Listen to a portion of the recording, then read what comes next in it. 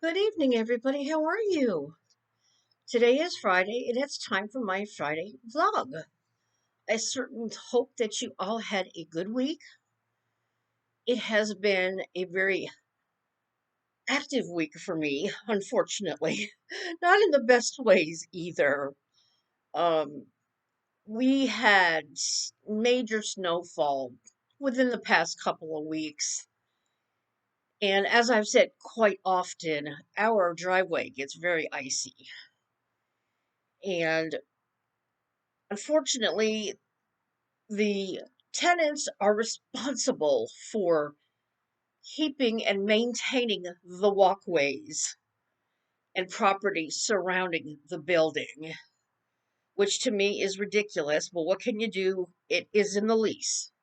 So the saga started about 2 weeks ago. I fell when I fell down and I couldn't get up because it was so darn slippery. Every time I got up, I fell back down and I wound up having to crawl to the house.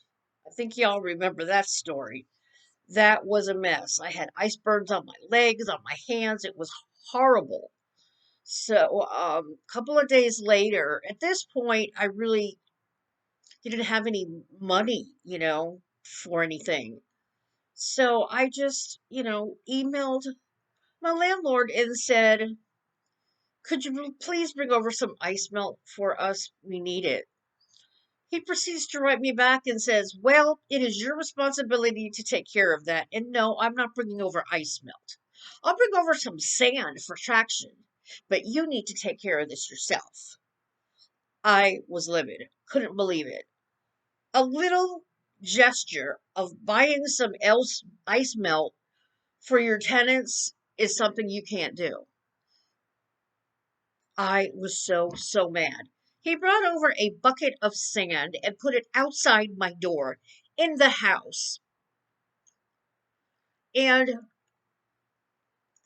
I tried to lift it and I couldn't. And I was just mortified. I said, how does he expect me to, you know, do this? So, a couple days later, when I finally got paid, I went out and I bought 40 pounds of rock salt and I put it around the car, around the walkway, and then it was a little bit more safe. Then we got some more snow and more ice, and I tried to get out of the driveway on Saturday, this past Saturday, and that car wasn't budging. There was too much ice in the driveway. It took me 3 hours to get out of the driveway on Saturday. I had to get the shovel. I had to shovel snow, and I was just going in and out, shoveling the snow, getting back in the car, trying to get. So eventually, I got out of the driveway, but it was a nightmare. And that's right. I went out on Saturday because I needed some groceries, and it was just horrible. So, that day I got a couple of bags of rock salt, and I put the rock salt down on the walkway and around the car. And then it's just, the temperatures have not gone like above 30 in over a week. So the ice is just, it's so bad out there. But I'm now using my cane when I go outside because I need some kind of stability. And that's what's been going on. I spent Saturday trying to get out of the driveway. Then on Monday morning, I was able to get out to get to work. Which day was it that I was trying to get out? Um, it was either Tuesday or Wednesday. I had to go somewhere and I don't remember where, but it took me 2 hours to get out of the driveway again because there was so much ice in the driveway. So I've spent like 3 days this week shoveling snow. And needless to say, well, hello. Somebody's meowing. What you doing? Say hi. Winnie is so cute. Come here, baby.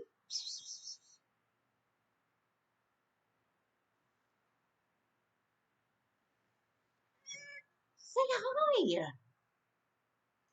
Hi, Winnie. It's a pretty girl. So, needless to say, I've had back problems for 2 weeks now. Now, I already have arthritis in my back. I already have bulging discs in my lower back. So, of course, none of this helped the matters. So, I have been walking around half stooped over 80% of the time. I was lucky I was able to go to work on Monday, um, but I was in pain and I was really struggling, especially these boxes of eggs that we get. They are so freaking heavy. And by the time I got from the freezer to the table, I almost passed out from from the pain, and I needed food too. So I had to go sit down for about 10 minutes and have something to drink and eat. I've been a mess all week long. But I finally went to the doctor yesterday. He gave me some Flexerol. I took one today and I slept for about 5 hours. They do knock you out. That's the only bad thing about it. I wouldn't be able to take it at work. So the only thing I can think of to do would be to take it the night before and just hope that it lasts, through the night and through the couple of hours that I have to be at work. So that's been the snow saga of the week. Oh, so it's pretty much what I've been doing. We did a fantastic open mic on Sunday night. It was just me and Shimmer, and it was really nice and relaxing. It was kind of a girls' night out. It was really cool. And then we did a wonderful open mic last night, and a couple of our regulars came in, and we just had a blast. Open mic nights are my highlights of the week. Um, I love to sing. I always have loved to sing. I've done a few professional gigs over the years, and I just love it. It's so much fun. Shimmer's a great lady. I absolutely love her. And Randy, who's the guitar man who comes in, and Danny White Wolf is a really, really interesting lad. He has a really deep voice that kind of reminds you of Johnny Cash. It's really, really very nice to listen to him. So that's always been the highlights of my weeks doing open mic night. And I thank Shimmersoul for having them. They bring so much joy into my life. You know, YouTube has brought so much joy into my life. Um, it really, really has. And I've made some fantastic, wonderful friends that I keep in touch with, some of them on a daily basis, some of them couple days a week, and I've just been very, very blessed. Y'all have gotten me through some tough times, and I'm just so grateful. So I love YouTube.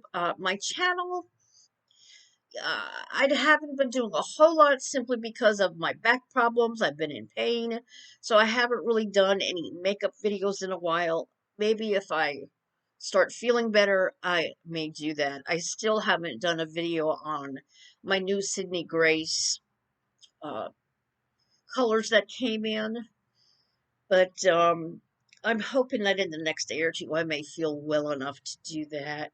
And then my new discovery is press on nails. I have a terrible problem with my nails because at work I am constantly in water and they were constantly breaking and splitting. And if I had nail polish on them, it just wouldn't last. So I discovered Kiss Impress press on nails. Now, so far, this is my favorite. This is called Symphony. Okay. Now, they have a little plastic thing that you take off, and then there's glue on it. Can you see that? and then there's glue that you can press on. I also got regular nail glue so that this will last longer because I love the look. And with the press-ons, it did last about 2 weeks. But I want to ensure that it does last that long or maybe longer. The last set I had on for about 3 weeks, the red ones, and I finally got tired of them, so I took them off. But I love these things. They can be anywhere from $6 up to $11, just depending on how fancy they are. And I absolutely love them. And they always include a little filing thing. Okay. So if you get nails and they're too long for you, which they usually are for me, you can actually file them down, which I have done. And I absolutely love them. This one was called Symphony, and I'm definitely going to get another one is when I can afford it. So, yeah. So I absolutely love these press-on nails. They look so good and it makes you feel beautiful, and I absolutely love them. So if you're having problems with your nails where you can't keep nail polish on, these are great. And I can actually work with these. I've been working with them at work for like 2 weeks and none of them came off. So I'm very, very impressed with these Kiss Impress press-on nails. Then of course Kiss makes nails, just regular acrylic nails that you have to use the nail glue on, and I love all of them. I've had a couple of sets by now in the past month, and I love them. So that's my latest fun thing to do. So that I really, really enjoy. And basically, that's all that's been going on this week. Just been hanging out at the house, listening to music. I've gotten back into, I've always loved the Carpenters.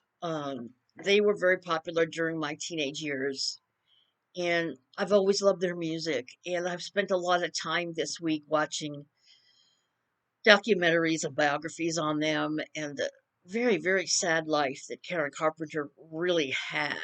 And, she had anorexia nervosa, and it was just such a struggle for her and such a loss to her family and to the world. She has such a beautiful voice.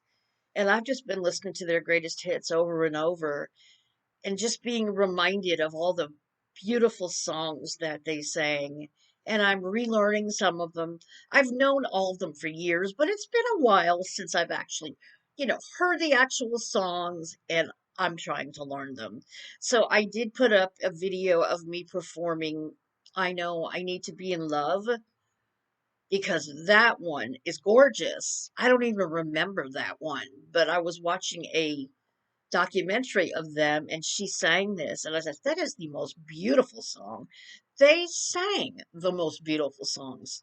So I've really, really been enjoying watching those documentaries and listening to their greatest hits that I have here. And Keith Urban's new album, Speed of Light Part 1, is awesome.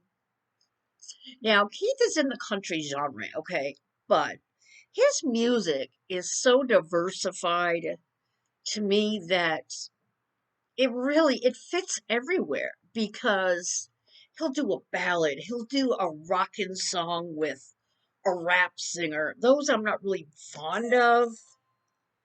Yeah, I'm not really fond of them, but it just shows how diverse he is. And if you've ever watched Keith anywhere on any videos where people are throwing out song names, this man knows practically every song that you throw at him. He's just amazing how he knows everything. He must listen to music 24/7 because he knows what's on the radio, he knows old tunes. He's just so impressive as a musician and a man, you know.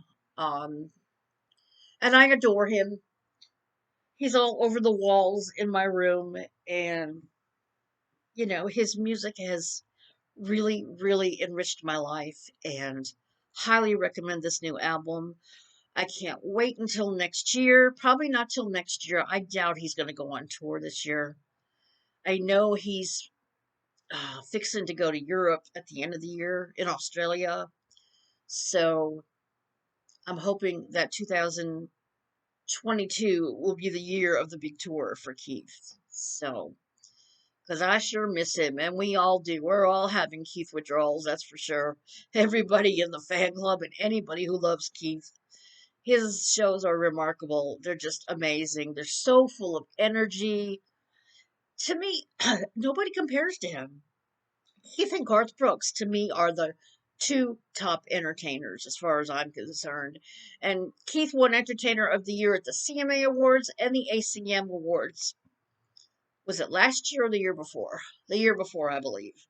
And well deserved. I mean, when you go to a Keith Urban concert, you will be having a ball. All right.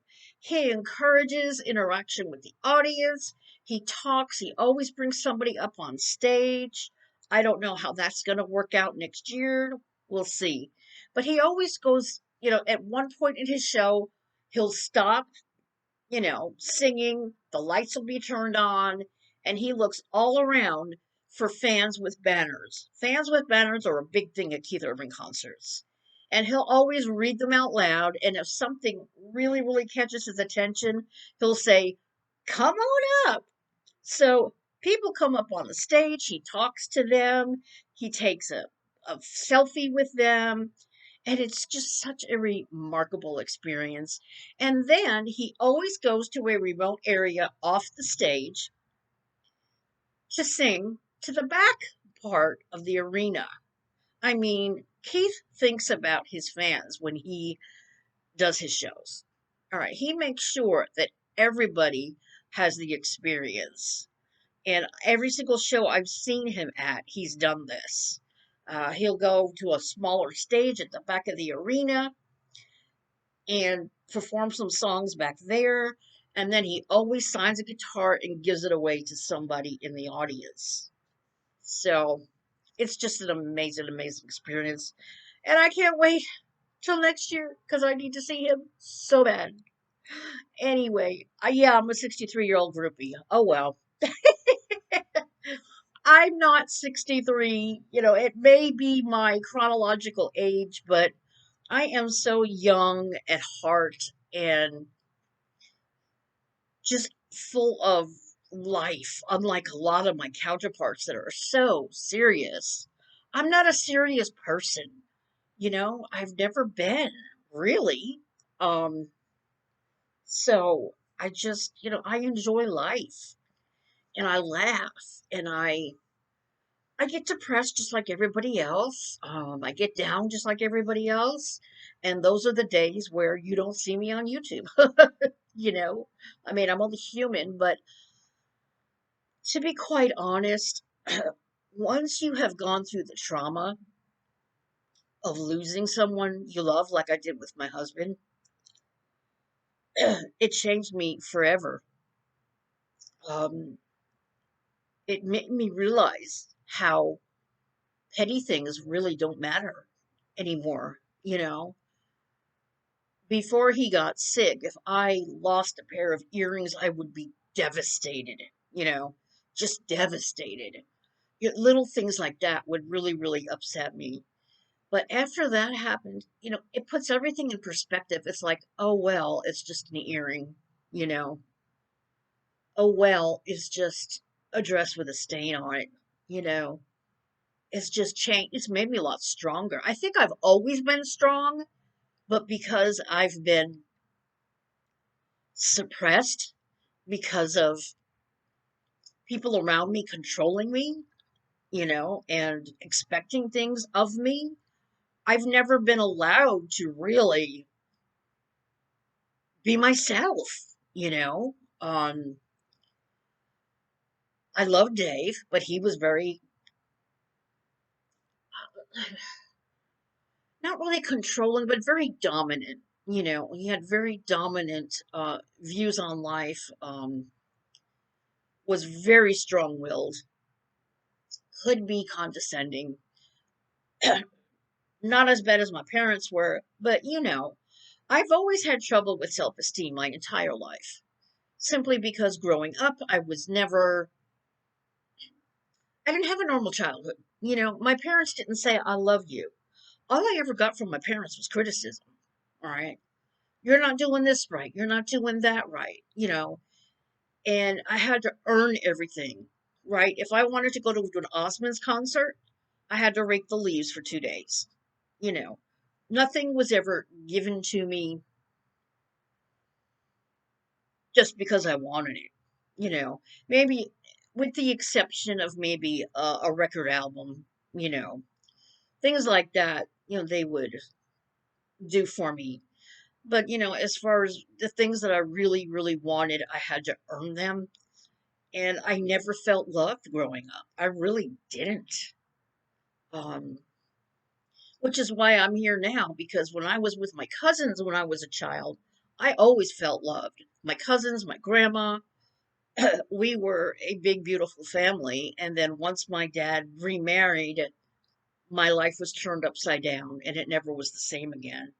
So that's why this late in life, even though I'm 63 years old, I am very young at heart because I never had the childhood I should have. I never dated until I was 19 years old, you know? And then I married Dave very young. I was 25 when I met Dave, and we stayed together for what, 30 years or so? And so once he was gone, after all the grieving, it took me a good 4 or 5 years to get over the initial grieving period for Dave. And then I started to feel stronger. This is the strongest I've ever been in my life. The anger over losing him, the anger over the rotten health care in Sevier County in Tennessee. I was so angry because there was no reason for that man to die because he had rotten health care, he wasn't taken care of, and, the anger will always be there because you can't help but be angry when you know that your loved one suffered because the God blessed doctors didn't care. You know, we never did find a decent doctor for him. And when you're on morphine, his doctor in Nashville put him on 200 milligrams of morphine a day for his back. Now, I can start relating to his back because he injured his back in 91 when he worked at Old Tucson Studios. He fell on the railroad tracks and injured his lower back. And from that day on, he was in pain all the time. And then, they started him out with tramadol and then eventually he went up to morphine. Oh my gosh, don't move to East Tennessee if you're on morphine or any kind of opioid because apparently they have such a problem there. Nobody would give him the medication that he was on for about 5 years. That man suffered from the day we left from Murfreesboro to the day he died because we couldn't find decent health care for him. So, yeah. Anyway, that's all over. And I think it's just made me a much stronger person. I know what I want. There was a time I would let people walk all over me, crucify me, criticize me. Not anymore. Not anymore. It's like, I am me now. I'm going to do what I want. I'm not going to let anybody, you know, hurt me, piss me off. When my cousin and I were on the outs, I didn't think I would ever speak to her again because she hurt me so bad. But then she finally calls me, what, 3, 4 months later and explains why. And, if she had just said that to me, it's not you. I always thought it was me. It was all about me. When she said, I can't deal with you. I can't deal with anything. She was going through a rough time, but I didn't really get the message. So we're fine now, thank God. Because she's the reason I came up here, along with the other cousins that are in New York and have the farmhouse up here. So, I've learned to communicate better with people. I love harder. I get very attached to people, and I'm just a good person. I'm a good person, but there will be times I will not be a good person. I was in somebody's channel the other day who was putting down Adam McIntyre, and it was pissing me off to no end. He was just dissecting every little thing that Adam said about one of the influencers.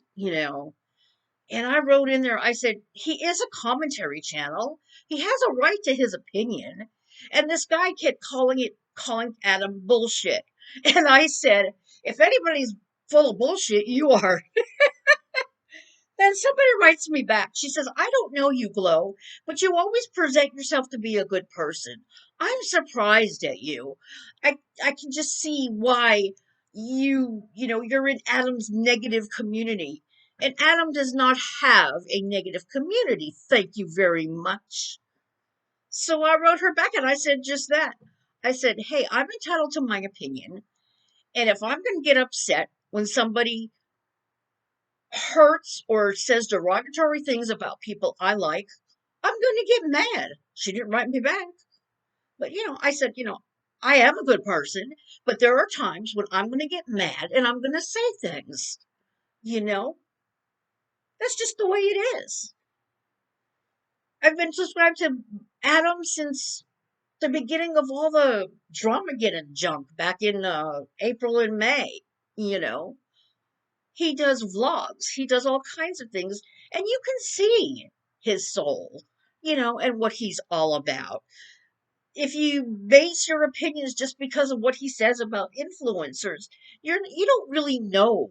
You need to watch his channel, his other channel, to really get the essence of who he is.